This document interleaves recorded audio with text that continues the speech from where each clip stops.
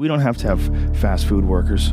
We don't have to have people who work shit jobs. We don't have to. We just need to figure out how to restructure society so everybody somehow or another plays a part, has something to contribute, has something to share. I mean, that's what a real society is supposed to be like. I give you some coconuts, you give me some fish. You know, we make a deal, and you do it back and forth and left and right. And when there's nothing to contribute, then you start looking, the president needs to give us jobs. We need jobs. So instead of something to contribute, you just find something to do with your time.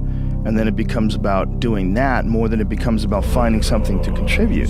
So society gets wrapped around becoming a part of a machine. Society, instead of becoming a bunch of individuals that are expressing themselves in unique ways, and everybody sort of borrows and shares and sells this and you sell that, and we all sort of figure out how we can contribute in a society, we got sidetracked and diverted into these boxes that they call companies and corporations, and we got stuck into these containers. They go cubicles or offices, and we got forced into this system. So our time, instead of it being invested in making pottery or fixing cars or doing something where you have a passion or you have some sort of a connection to, instead of that, you've sold your life to sit in a box and work for a machine, an uncaring machine that demands productivity. It doesn't understand you, it doesn't want to understand you. It has a bunch of very strict things in order to keep the humor at a minimum in the office, just in case one of you fuckheads says some stupid sex jokes that gets them sued and they have to give somebody $1 million. So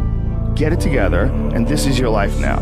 No natural behavior. Everybody's wearing clothes they don't want to wear. Everybody's showing up and doing something they don't want to do, they have no connection to. That's the problem with our society.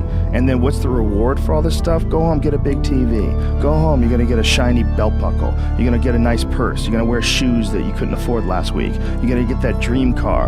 And every week we're chasing down this new object. And every week we're trying to fill this hole in this sad shadow of a life that we've been left with after work. That you work 8 to whatever the hours a day plus commuting, and then you're like this.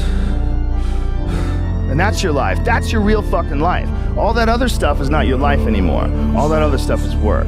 And most of us have committed to that. I know you've been there before, and I've been there before.